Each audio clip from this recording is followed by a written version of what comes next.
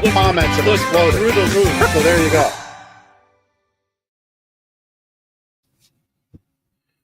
Back live Monday, 2:00 means Lancaster Connects time. I was just thinking as we were getting ready for the show, maybe I feel like I've put on a few pounds as of late, but looking at that opening, not so much. Still a lesser man. No, much lesser man. And congrats to you. Like, it's a lot of work. It's a work. I'm in a plateau phase right now. That's why I kind of shared that. Yep, I got you. I'm in a plateau phase right now, so that's all right. We'll continue going forward. Yeah, absolutely. Maybe we can, slide Chris a 20 and he can switch out the last couple images there.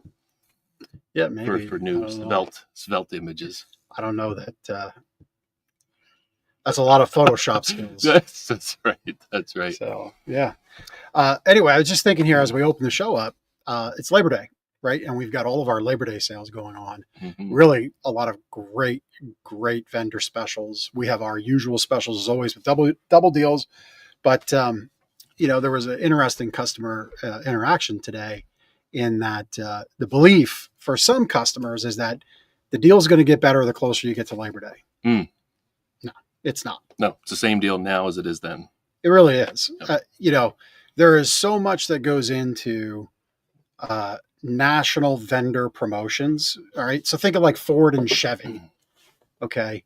They roll out their promotion for Labor Day, just like Tempur-Pedic rolls out their promotion for Labor Day. There are thousands, if not tens of thousands of storefronts that need posters and banners and digital assets and marching orders for the promo. They're not going to deploy that something different 5 days from now, 7 days from now, 10 days from now. Yep. We're locked and loaded. Our Labor Day sales are the sales. There is no reason to waste time, if you will, coming today and then coming on the weekend and then coming again. And we say that out of love. We love for our customer to get great value. We have those values available now with our Labor Day savings. If now's the time for a new mattress, because today you decided I'm sick of this thing, my back's too sore, I didn't sleep enough last night, it's just time, then make today the time and you'll be okay. And the nice thing is if something were to happen, which hasn't happened, but if it were, just call us up and we'll make it right. That's part of what our Wake Up Happy guarantee is all about. Yep. It's perfectly okay to come multiple visits if the intention is to narrow it down to the exact one. If you're letting your body choose and you just need a little bit of time, that's totally cool. But the expectation that it's going to be better closer to Labor Day is or the price is going to be better closer to Labor Day is a faulty way of thinking. Yeah. It's just there's so much that goes into it. I see it on various consumer forums that I frequent and go on and contribute to. And I just say, listen, there's so much that goes into it. No one, even small businesses, do not have the time to play those kinds of games. Like, there's just so many moving parts, and we all just want to serve our customers the best way we know how. And that's helping you find the right fit for our solutions, for your needs, and just getting you a great value. And that's what the Labor Day sales are all about. So that's kind of what I figured I would just share that out this morning. Love it. Or this afternoon. So it is the afternoon. It is. It still feels like the morning. It is afternoon. I feel like I am still catching up from my 2 times back and forth across the country to Las Vegas. Las Vegas, back for a few days. Man, I'm Las telling Vegas, you. You're still on like West Coast time or something. My sleep schedule has been rocked. It reminds me of when I used to travel a whole lot, but not so much. Oh my gosh, yeah. I don't know what I did, but I was a much younger man back then. That's like 15, 20 years ago. My gosh, yeah. I mean, the body and mind and everything can recover a little bit easier when you're 20 years younger, 15 years younger. Yep. Right? Yep. Exactly. Yep. Exactly. Hey, well, this is Lancaster Connects. Mm-hmm. We've got a couple of great guests on. We're going to bring them on in a few minutes here. Of course, episode 208 of Lancaster Connects. All of our past episodes you can watch at lancasterconnects.com. Just click on the episodes tab at the top of the page. You can watch Lancaster Connects on the various social media and YouTube platforms. Just search up Lancaster Connects. Subscribe, hit that like and subscribe button. We would love that. Also, you can catch us on all of the audio podcast players, Spotify, Apple, anywhere you find your podcasts. Search up Lancaster Connects and you can find us. And again, we're kind of a big deal. We are a big deal. Growing, which is awesome. Mm-hmm. We are.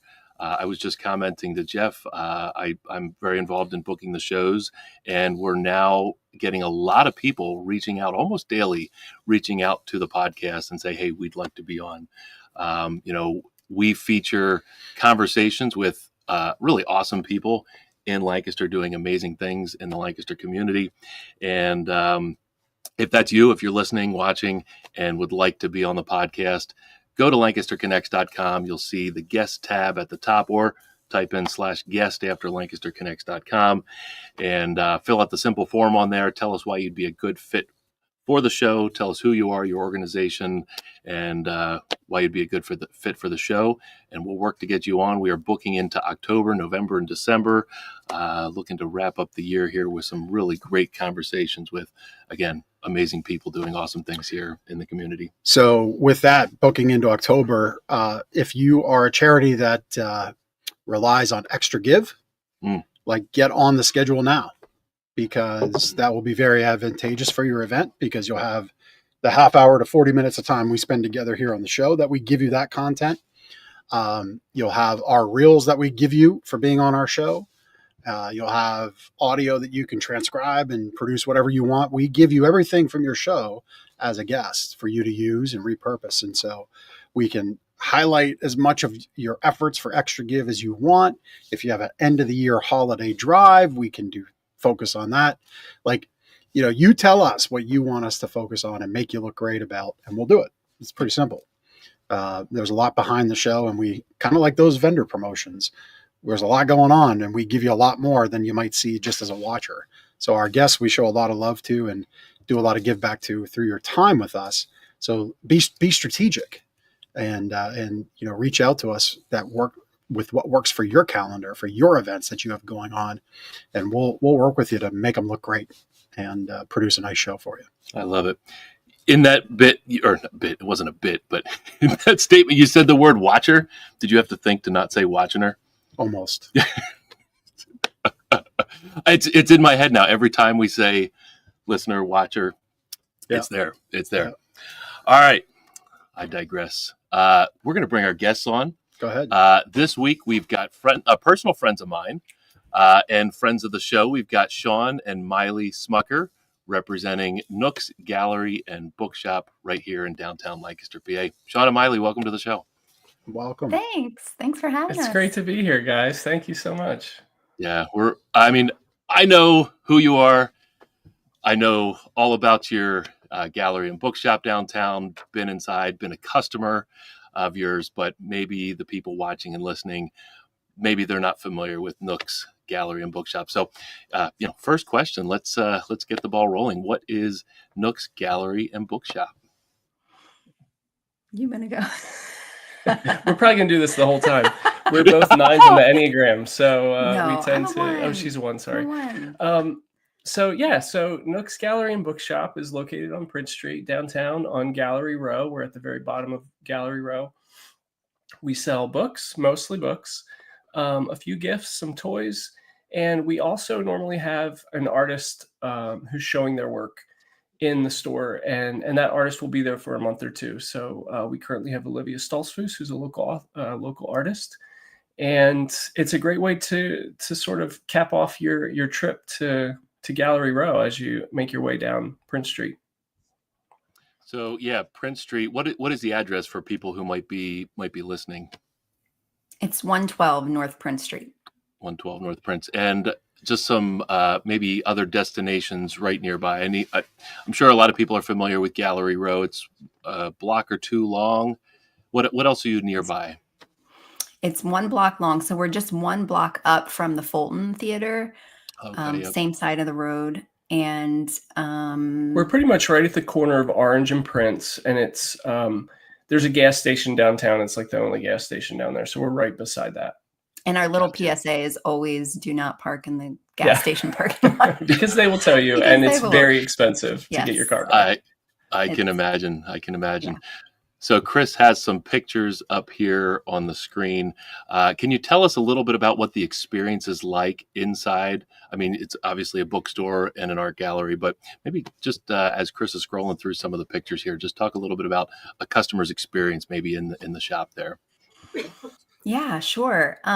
So we'll probably get into the details of how we got our shop, but who we kind of inherited it from was a woman named Emma O'Brien, and she just had she has a really whimsical style to how she had a very whimsical style to how she created the bookshop. So I think that's the thing that always kind of sticks out to folks when they come into the shop is that there is a lot of whimsy to it. We carry adult and children's books, so it's not just children's books. But actually, just this past weekend, we had a customer who was she has a bookshop in Germany, and she said, "This is just such a magical place," and that was just like the highest compliment. But somehow it kind of is. I don't know. Yeah, I don't know. Yeah, we really wanted to emphasize and to sort of continue the emphasis that Emma had started of imagination, community, and curiosity, creativity. And that's what we're going for. So it did start as a children's bookshop, and we want to maintain that sort of whimsy and fun. But we did then introduce, general market fiction for adults and nonfiction and things like that. So in the shop itself, the front room that you would walk into is where we have all of our adult fiction books. The middle section is a pretty sizable children's section that we even have like a little play area for kids. We have a little reading nook, a separate little room that's a reading nook, and then in our back area we have all of our nonfiction. And like Shawn said before, we have artwork all over the walls, so it's a pretty great place. Yeah. And you've made it beyond that first year of ownership. Yeah, in transition, it looks like. So you're about 16 months, it looks like.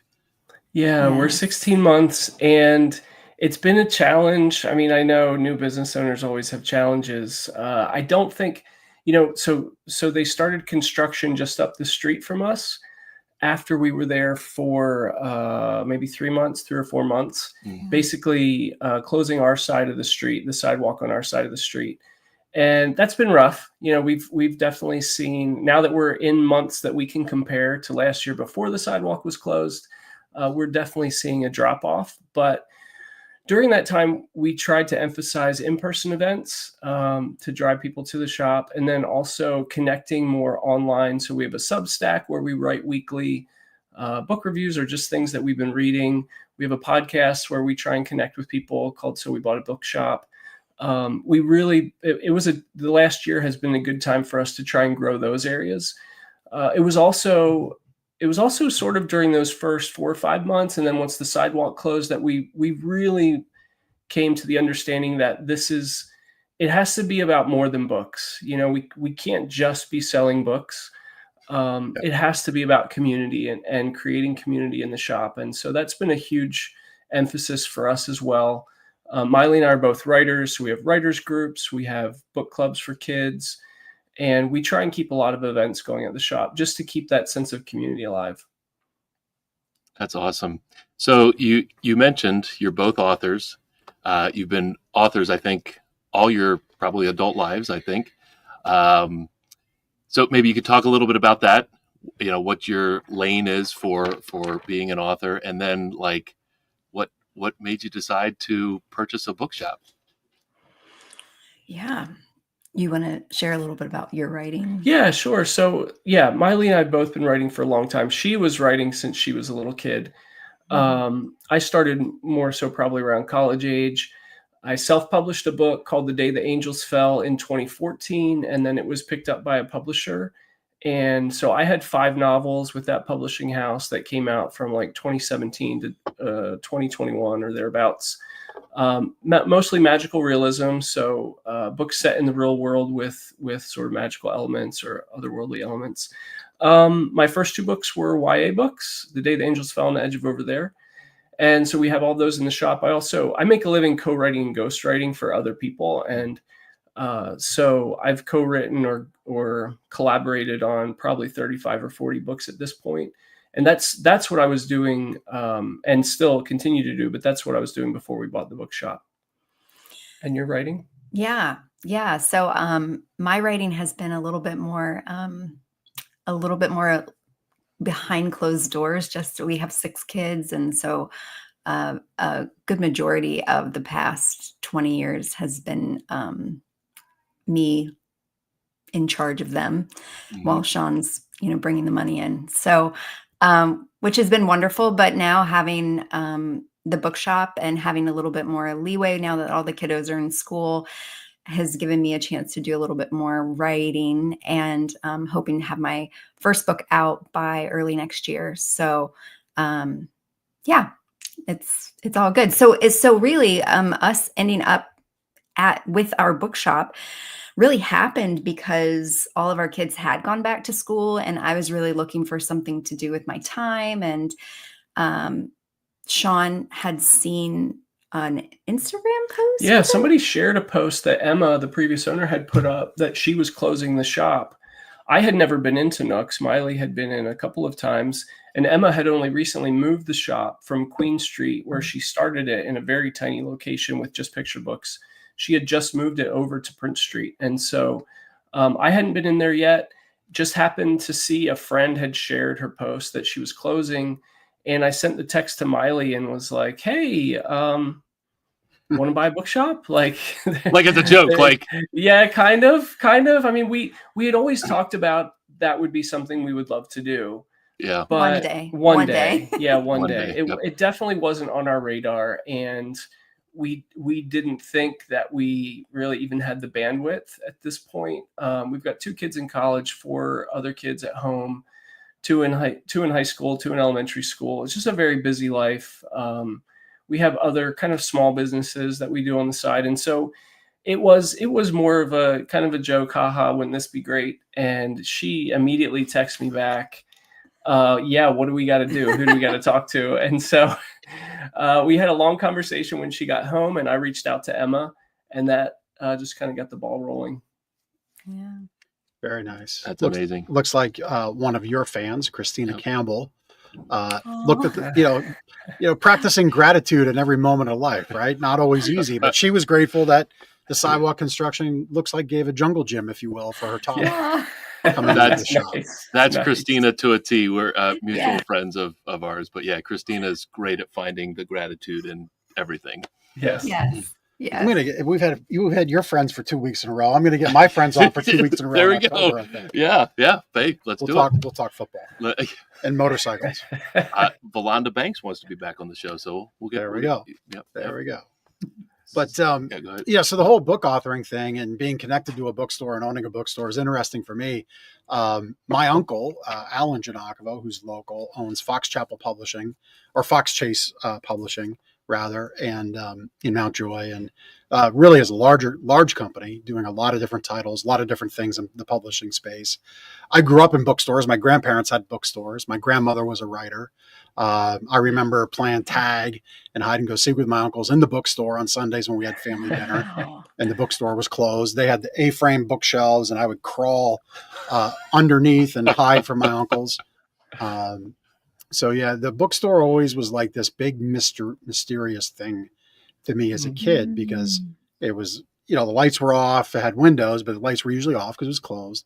And we go run around and hide and seek. And then the warehouse, just books and shelves of boxes and books. And my grandparents had tons of books in their home. I mean, just thousands of books. And my grandfather, uniquely enough, I think really is a part of why we do Lancaster Connects and giving back to the community. He pioneered this thing called the book bus. It was like an old school, think of like a 60s looking, aluminum clad bus. Okay. And he would take this to home shows and expos and fairs. And the thing he did is buy a book, give a book. And he would say, buy a book, give a book for local libraries. But he wouldn't say what libraries it was, because he took those books to the city He did a lot of work when he lived in Quakertown in Philly with what they called Fresh Air Kids at the time. I don't know if they still run those kinds of programs. They might call it something different. But he had a lot of kids from the city out to his farm in Quakertown. I've got some photos of that. So really neat. So yeah, bookstores go back to my childhood. Yeah, bookstores and libraries I think they're just really special places, and I think that's why so many people tell us, that's my dream. My dream one day is to have a bookshop. I don't think it's really even possible for every person who's said that to us to actually have a bookshop, because so many people, that's their dream. But I feel the same way. When I was a kid, my mom, had two small kids at that point. It was me and my sister. I was probably 6 or 7 years old. And I remember her taking me to a bookstore, especially during the summer when there was really nothing else to do. She would take us to Ridgeview Bookstore, which was over sort of on the other side of Intercourse, PA over there. And yeah, I'd buy, the next Hardy Boys that I didn't have, or the next Black Stallion, or the next Sugar Creek Gang. And that's really when I fell in love with writing. I mean, and reading, that was, stories at that point in my life became huge. And it was because of that tiny little back country road bookshop. Yeah. That's awesome. So I do this to Ben all the time. So I hope, it's okay. We may as well just rip that up. His prepared questions. So let's dig into something contemporary. So, obviously AI is here and kids are learning on a screen. Miley just took a deep breath. Yeah. With a laptop. What's your take on the whole topic of technology replacing a tangible book in your hand, e-readers versus Audible? What do you feel is a benefit of a tangible book? What do you feel are benefits of being a writer today versus just speaking something out and, speaking out a lengthy prompt and having a book written for you? Let's kind of dig into that topic a little bit. Mm-hmm. I think, when it comes to technology and e-readers and all those sorts of things, one of our best-selling books at the shop has been Jonathan Haidt's book, The Anxious Generation, talking about the impact of technology and social media and all that on kids, especially. I think we're only starting to realize the impact that it's had, and I think we're starting to see that in the schools, in how so many schools are now starting to remove phones and screens from the classroom experience. I'm not anti e-reader. I actually think having a dedicated e-reader, though, is very different than reading on your cell phone or reading on your iPad, where you're constantly getting dinged with messages and hey, you got a text. Oh, you got an email. Oh, your kid just arrived, here or there. So I think there is something to be said for dedicated e-readers. What's exciting, I think, is that there are now alternatives to Amazon. So like bookshop.org will soon be coming out, I believe, with their own e-reader, or they're partnering with other e-reader companies. They do sell digital books now at bookshop.org. And bookshop.org is great because 30% of every sale goes to the local bookshop of your choice. So we have a lot of customers who can't make it into the shop, or don't like to drive into the city, or live far away. And so they choose us as their local shop, Nooks. And then every purchase that they make, we get 30% of, which is awesome. So that's a big share. That's a big revenue share. It is. Yeah, it is. So I think, as always, there are some great things about technology. But I think also there are some drawbacks that we have to be really careful of. And I think what technology often does, if we're not careful, is it robs us of community. And so that's really where we're trying to combat that with the bookshop.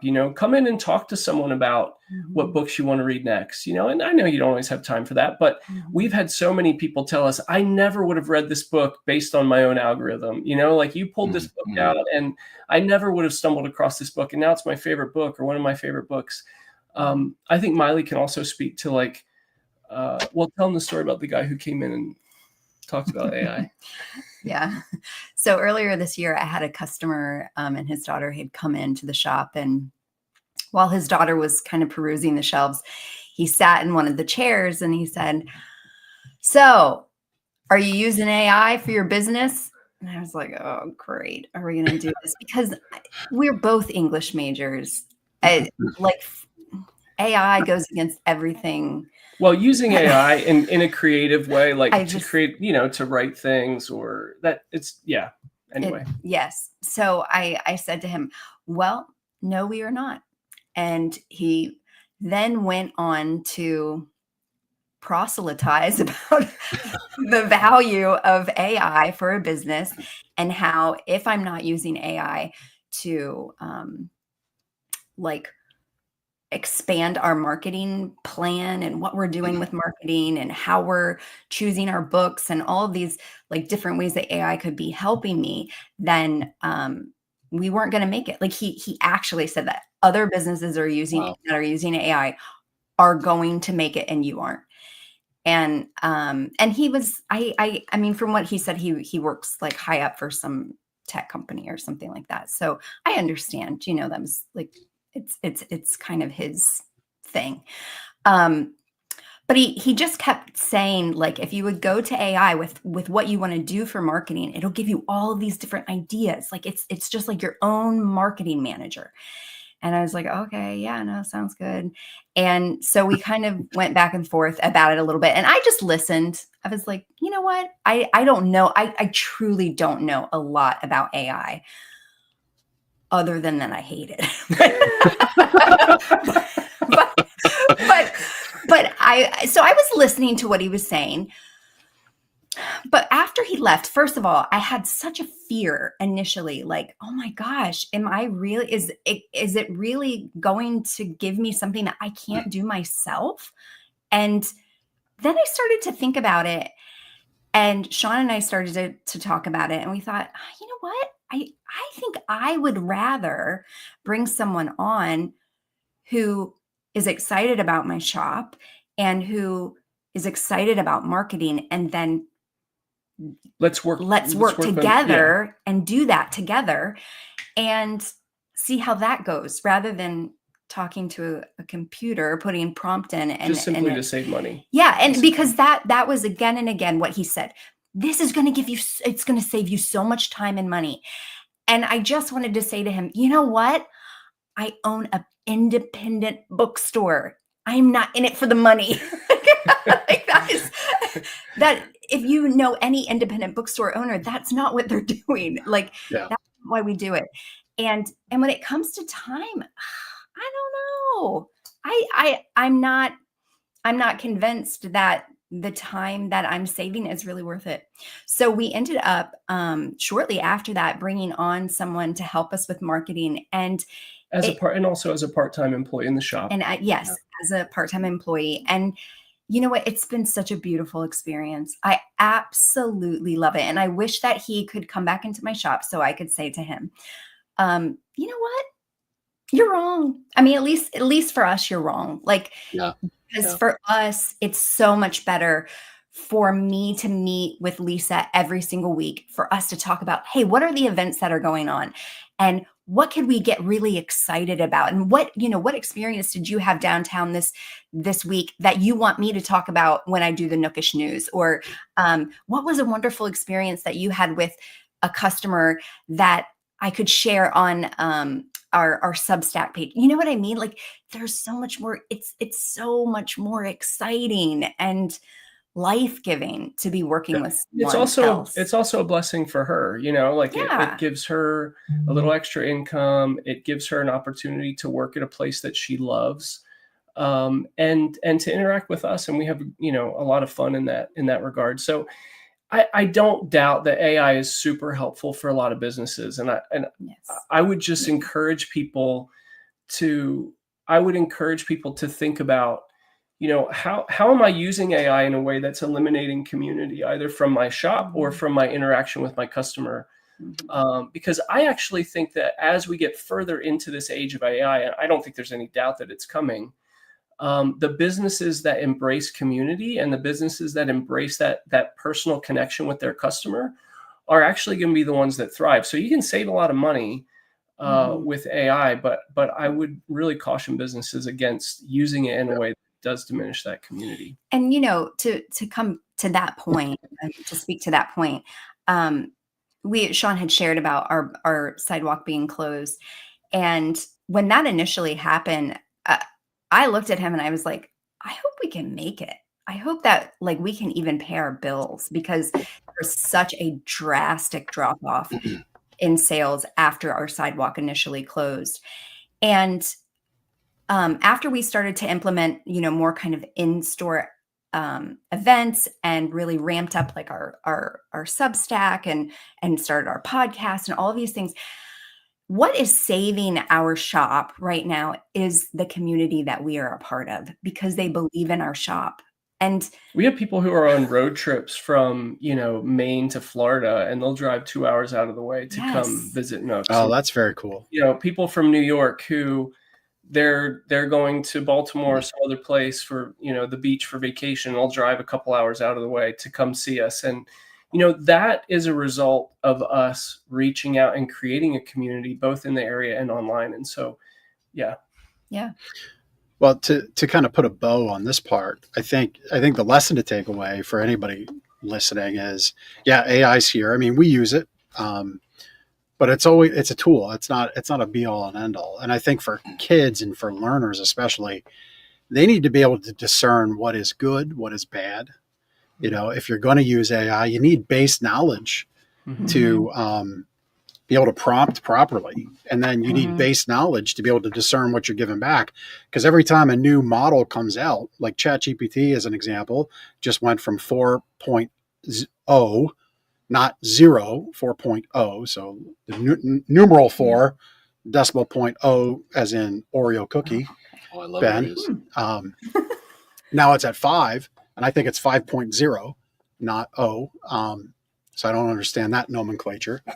But I've noticed in my work with it, I've had to kind of retrain quite a bit.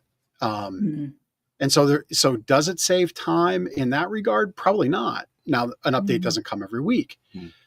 But there's still a time investment in your knowledge of discernment. And then as a learner, you really have to know that stuff. And as English teachers, when you said you were English teachers, I kind of chuckled, because for me, we moved around so much as a kid.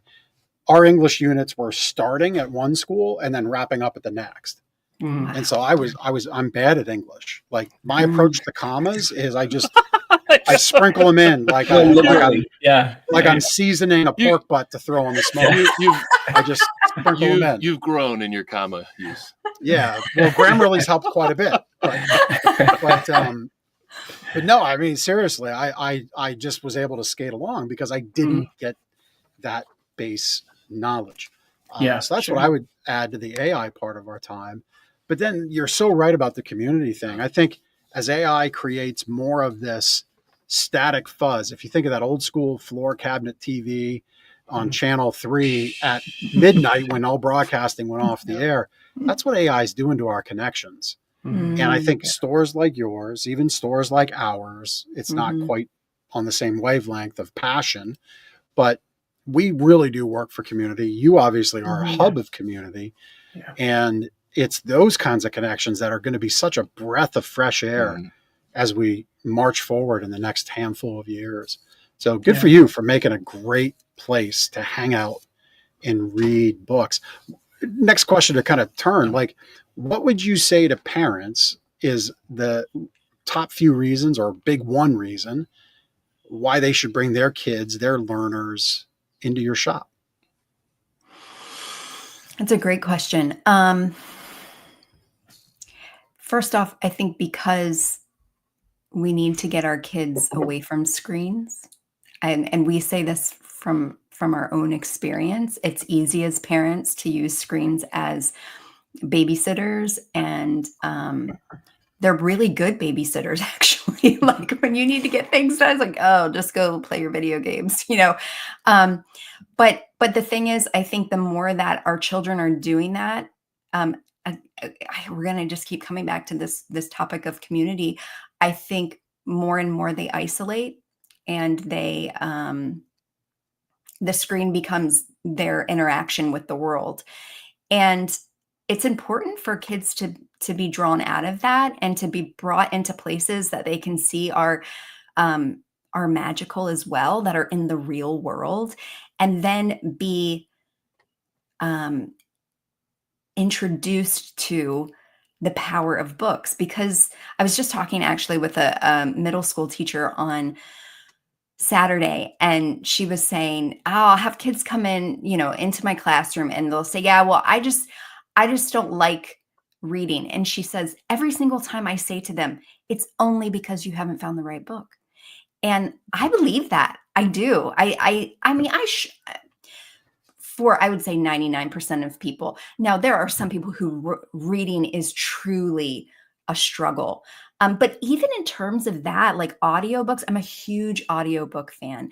But I think we as humans are drawn to stories, and we love a good story. And that, I think, is what we can offer in our shop, is this opportunity for parents or caregivers to bring their kids in and experience the power of a good story. Because it is, like, stories can be life-changing. I mean, it's amazing. Yeah. It's amazing. But a book can change someone's life.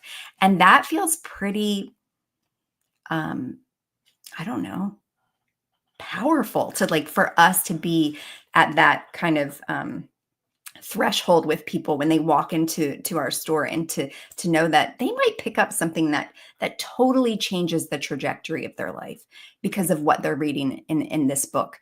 And that's really incredible.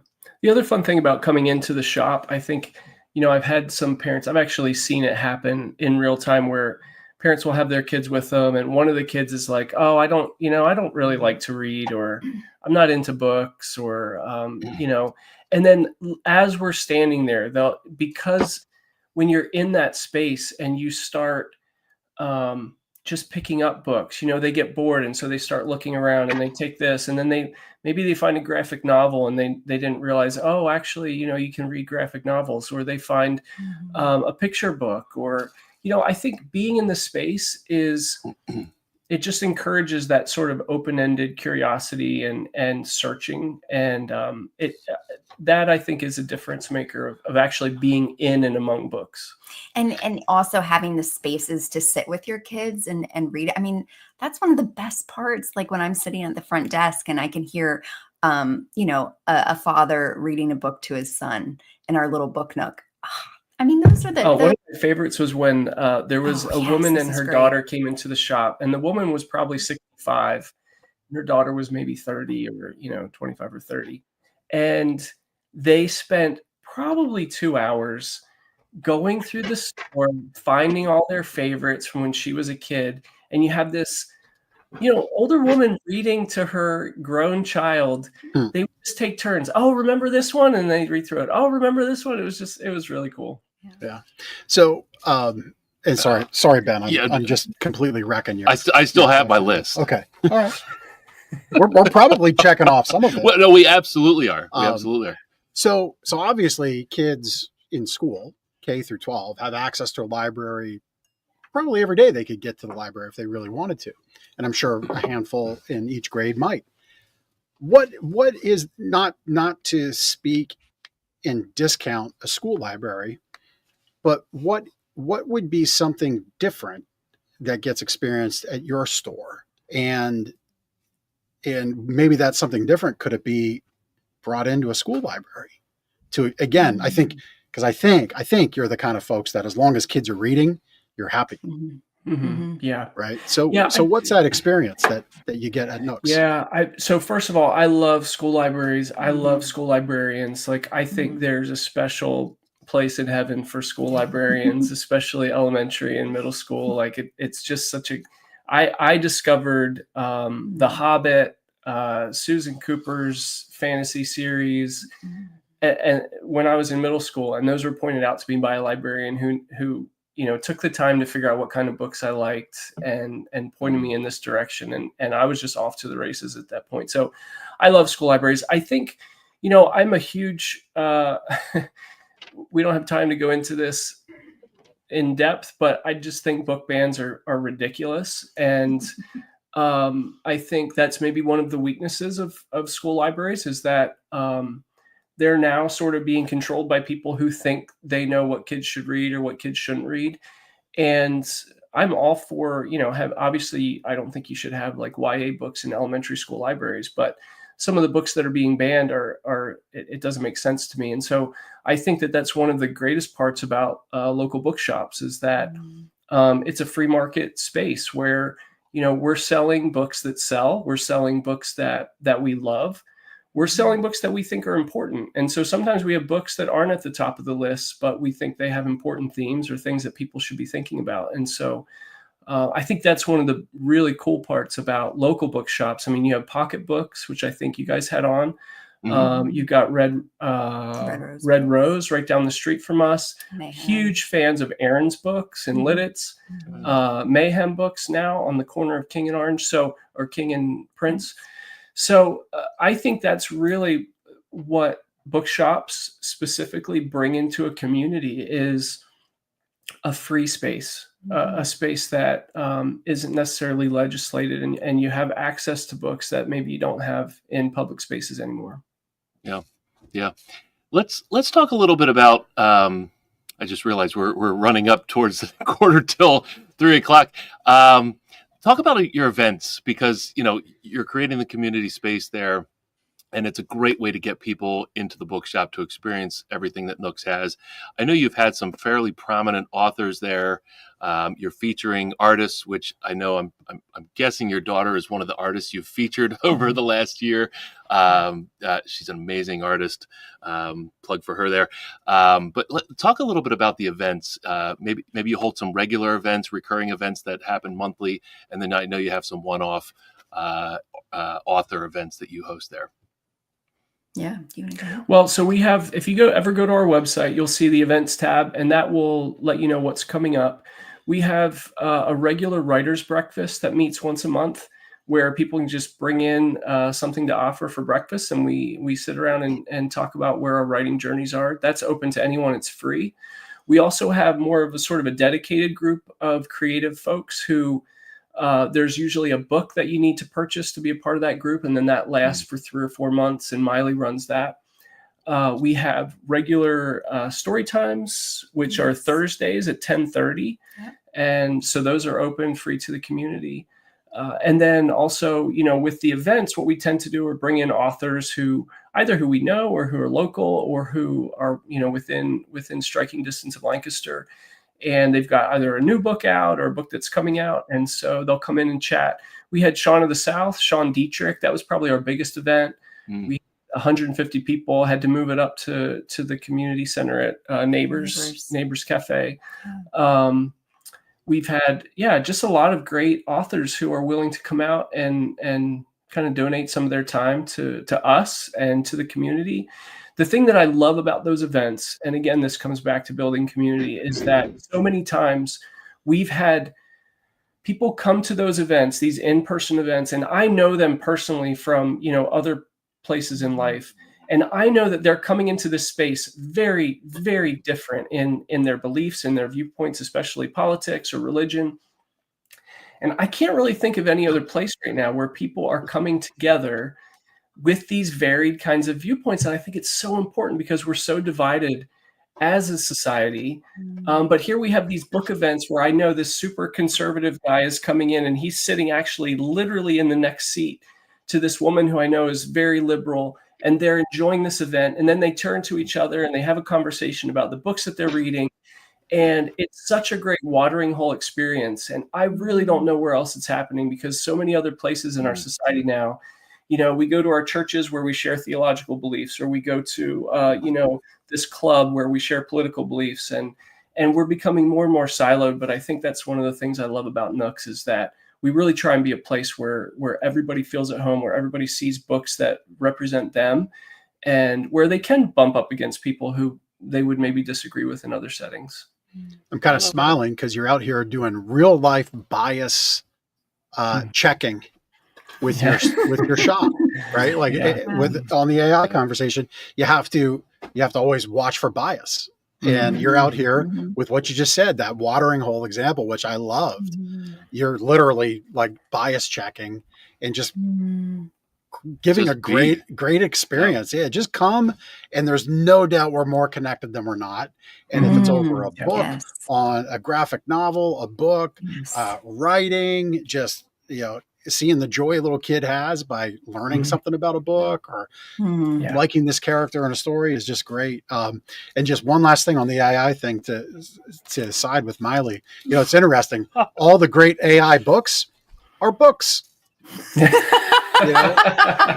It's kind of ironic in the way that, Google AdWords, I'm sure you've gotten the postcard for Google AdWords, a postcard in the mail, $500 bonus of AdWords, right? Like the irony of that. Right. Like if it's so great, why can't it just transport into your digital world somehow? Oh, it has to be paper and a book on a shelf. Right. So there's tremendous value. Tremendous value to what you're doing. I digress. Let's get back to your list. Yeah. Hey, let's wrap up our time with Nooks here. So, you're 14, 15, 16 months in. What's next for Nooks Gallery and Bookstore? Maybe this year, maybe 2026 and beyond. What's on the horizon? Oh, man. I would love to get to the place where, Midtown Scholar does such a great job in Harrisburg of bringing in really high quality writers and really fashioning sort of conversations for their community in Harrisburg. And I know they would probably consider us within striking distance of them. And we've been to events at Midtown, but I would love for Nooks to be that in Lancaster, for Nooks to be the place where we can bring in authors that bring along with them really great conversations. I'd also love to see Nooks. I'd like us to become better partners with other businesses in the area. So, we work some with the Row House right now, and Tom Becker does a great job of creating those conversations in downtown Lancaster. So we want to partner more with them. We want to partner more with West Art. Josh is a friend of ours, and I think there's definitely some potential there in the future for us to partner with bringing in great people, and they have an awesome venue there. So I think partnership is a big thing for us in the coming years. Yeah. Right now, I think the most important thing is that come Christmas, our sidewalk should be open. That's what they're telling us. So we're very, very excited about that. So hopefully in the near future. Well, and, please do go brave the perilous Prince Street sidewalk construction. But if you can't brave it, and maybe we could have Christina's toddler be your guide. He would be a willing. Yeah, what's this young lad's name? Callum. Callum. Yeah. Well, what better name for a guide than Callum? Yep. He would be more than happy to get that kid an Indiana Jones hat and let's make it happen. But listen, if you can't get down to Nooks, let's talk again about this. There was a book site that shares 30% of the revenue when they purchase. And what was that again? It's called bookshop.org. Bookshop.org. There we go. Yeah. And once you go there, you can, it's pretty easy to find how you can choose, your local bookshop. All you have to do is choose Nooks. And then from then on, you choose it once. And then from then on, as long as I guess you're using the same browser, same cookies or whatever, it'll take you back to that. And every purchase you make, we get 30%, which is amazing. And also looks like over $40 million raised so far for local. Yeah. And at the end of the year, any purchases that were made that did not designate a local bookshop get split up between all the bookshops in the country. So we just got like a sizable check a few weeks ago. That was just kind of a bonus for that. So it's really helpful. If you like a more personal experience, you can always email us hello@nooks.gallery, and we would love to fulfill your order and mail it out to you and give you a digital invoice. We do that as well. But it's just as easy for some folks to hop onto Bookshop. Yeah. Well, I love all you're doing. I mean, just what you shared there, your connection with bookshop.org, that personal experience, reach out, call, email, connect through social media. I love your Instagram handle, by the way. Nooks with how many O's is that? Like 5? It's 5 O's. Yeah, that was Emma. That was Emma who had it before us. Yeah. Yeah, I love it. You're not just sitting back playing what I call Field of Dreams, right? We got an open sign. We should deserve and expect business. Yeah. You're out there getting it done. You're over that 1 year threshold. The sidewalk will get done at some point, and that'll be a big day for celebration. Do you have anything like exciting planned for later in the year when like that's done. Like that'll be around Christmas shopping season. We were just talking about that. I feel like we need to have We're definitely having a sidewalk party once we yes, it's for sure. It's really it's impossible to plan around, and it's something I would love to talk to like the planners in Lancaster, whoever's in charge of this stuff, because any other city you go to, they put up a scaffolding, life goes on, people walk underneath it. I've kind of got a bone to pick about that. You know, these guys are building a 70-unit apartment building, which I think will be great for us down the road. You know, and it'll hopefully be great for Lancaster. But I think I don't know that everyone is mindful of the impact that they have of local businesses when they take on these kinds of huge undertakings. And it has had a huge impact on us. I know other businesses on the block have struggled, and some have teetered on whether or not they can stay in business. So I do wish that Lancaster would maybe think more about that when it comes to these sorts of things. And my original point was we really have no idea when it is for sure going to end. And so that's another thing. Just the communication hasn't been great. But we will have some sort of we will definitely celebrate when that sidewalk reopens. Yeah. Well, please let us know. And in the meantime, you know, we've done it at times, like a rundown of like local events and things. I'll put this offer out here. Connect your fellow patrons along the row there. If they've got specials, if they've got news to share that benefits the area and the community, get it to us. You've got our emails. Have them send it to us, and we'll read it out here on the show at least. Do what little part we can. We're happy to do that. That's great. For them and for our bandwidth and 10,000 watts of distribution power that Lancaster Connex has. I don't even know if that's big enough for anything. I don't know. You know, sounds big. That's awesome. But no, you guys are great. I love it. Love what you're doing with your space and your shop. Nooks Gallery and Bookshop right here in Lancaster on Prince Street in the 100 block. 112? 112. 112. Yep, perfect. All right. Got a few more minutes for us? Sure. Yeah. Always. All right. We do our connection cocktail, which is a few questions to get to know our guests a little bit better. Our first question usually asks favorite book, podcast, or TV show you're enjoying right now, but I think we have to limit it to a book. Oh, yes. You want to go first? I am reading Angel Down right now by Daniel Kraus. Brand new book, just came out a week ago. It's not for the faint of heart. It's taking place during one of the world wars, and the man is, it's rough. Let me put it that way. However, it's about they hear this screaming kind of in no man's land, and a group of them are sent to figure out what this person needs, and they go, and when they arrive, they realize it's an angel, and so that is the story. It is also told in one sentence. So wrap your mind around that. There are no periods, no commas. Hey, you would love that, Jeff. No commas. Perfect. It's perfect. It's like I wrote it. This is 100%. Wait. Did you write a We book and I don't know about it? revealed my pen name here on Lancaster Connects. I am Daniel Kraus. Again, I was going to tell you once I got the check from the publisher. That is hysterical. Now that I said it, I can't promise there are no commas, but there are no periods. It's one long sentence. Yeah. Is that? I mean, that's pretty unique, Shawn, right? Like that. It's very unique. And as a reader, I think you have to enter it with a very open mind. It took me a while to get used to the format, and you kind of have to switch into, you almost start to formulate your own sentences and like kind of your own blocks of information, because you can't absorb, a 80,000 word sentence. So that's wild. Welcome to my world. I would just have to, reading that book, I would have to think, I'm reading an email from Jeff. That's awesome. Right in the mode. Miley, your favorite. Oh my goodness. So you were talking a little bit about about health and things like that before we came onto your show. And so I've actually been reading this book called Fast Like a Girl by Dr. Mindy Pelz, and it's about intermittent fasting for women. And it's just like blowing my mind. She's just like, it's all about women's hormones and how they're different throughout a month, and how fasting affects that, and how when we can figure all of that out, it's really truly beneficial to us as women and makes us kind of pretty powerful in our bodies. So I'm loving it. Yeah, it's my Very kind cool. of thing. Very cool. Yeah. I'll make that recommendation to my wife. Yes, please do. Awesome.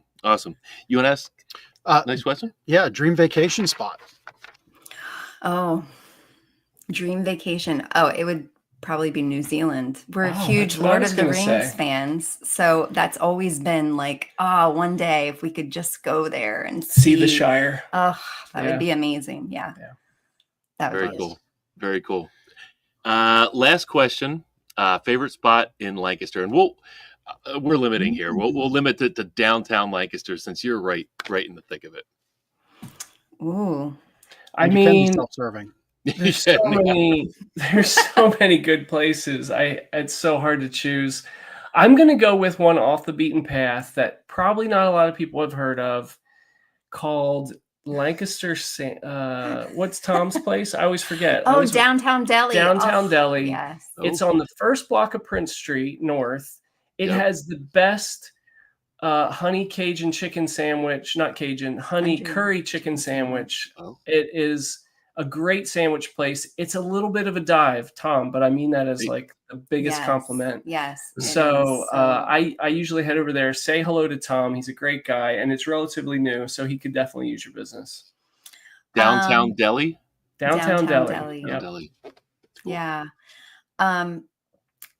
I mean, this feels a little cliche, but I would have to say the Fulton. It makes me feel every time we go to a show there, I feel so like cosmopolitan. Like, look how fancy I am going to this beautiful theater and watching amazing, talented people do their thing. And this year I got season tickets for my birthday. It's been lifelong dream. And this good man got them for me. So I had a feeling that hopefully that would be quite a reveal on your show if she was like, I got season tickets from this other guy. He's hoping for Philly season tickets in return. I said down the road. Actually, I would prefer Steelers, but that's okay. That might be a bit controversial. I don't know. No, that's good. I mean, if you had said Cowboys, we'd have ended the show. Chris has got his end finger on the button. Right. Yeah. That's right.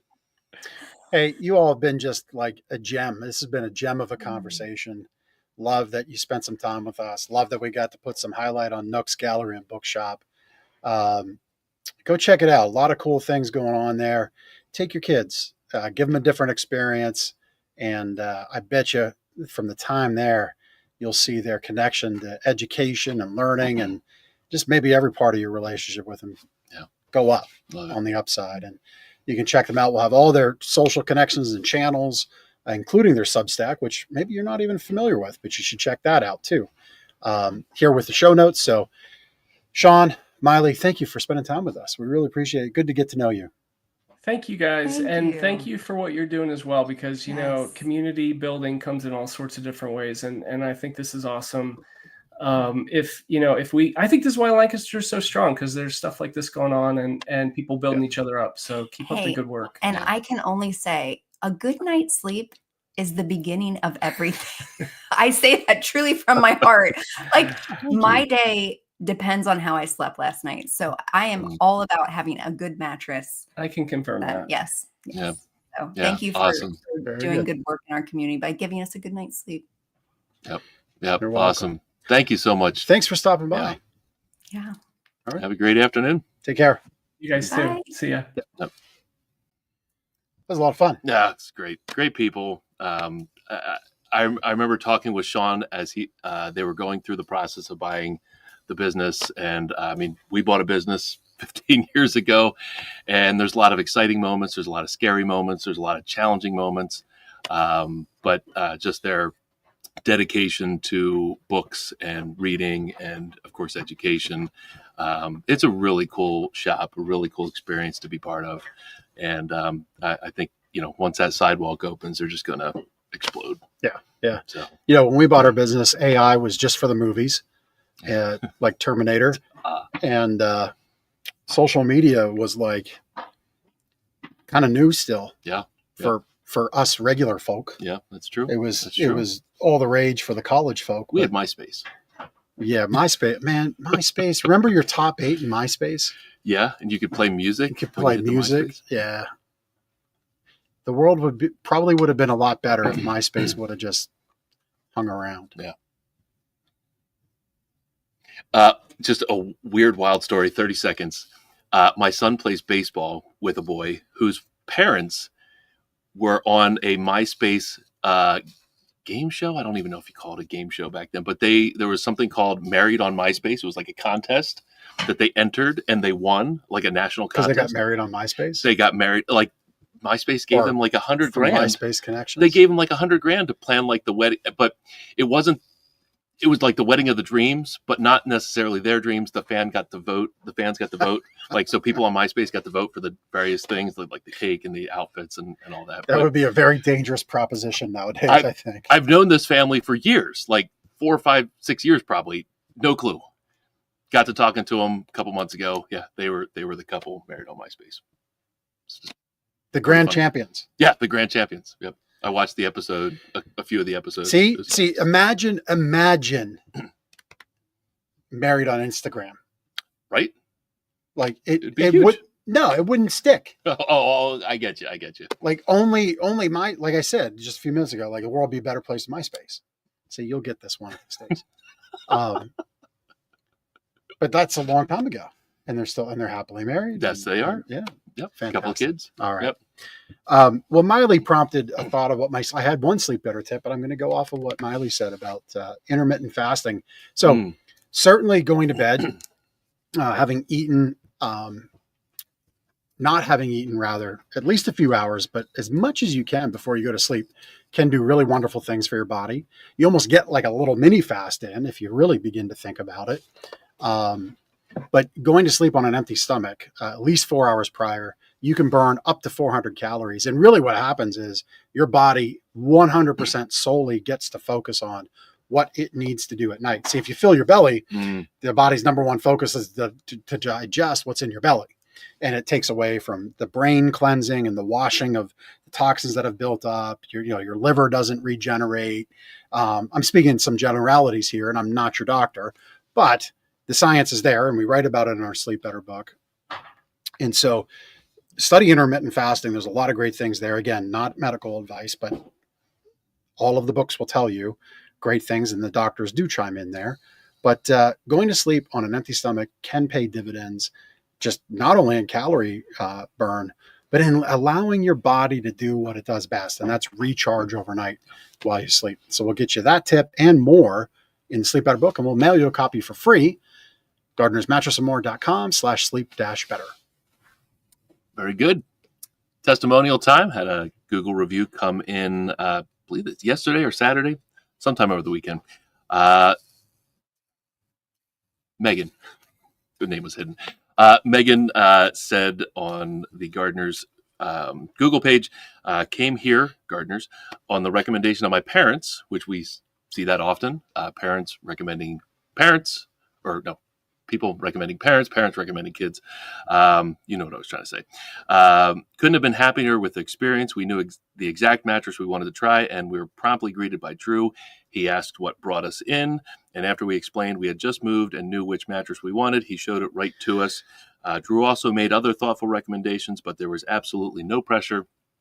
There it is on the screen. In the end, we went with our original choice and couldn't be happier. Drew was helpful, friendly, and made the whole process easy.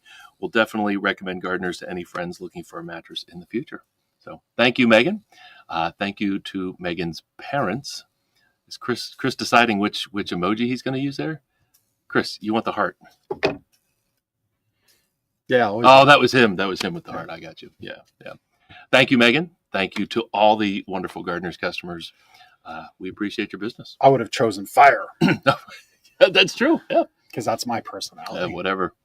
Fire. Either way. Heart. Yep. All right. That was a great show. It was a great show. Really great show. Glad to spend time with Shawn and Maile at Nooks Books and Gallery. Check out all they have going on. Lots of events. Use them as a resource. Like if you need an interesting date night, that could be a lot of fun. And yeah. All right. We'll see you next week. Lancaster Connects. Take care.